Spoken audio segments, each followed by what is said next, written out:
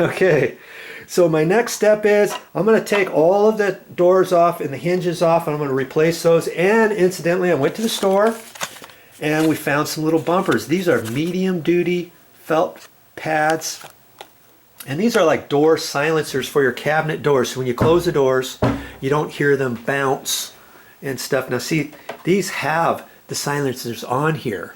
So we're going to check and see if any of them are loose, see if we have to replace some.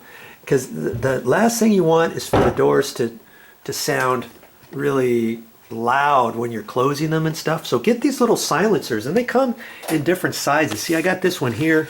There's 3 different sizes. Here's medium, large, and the small ones. Okay, try those.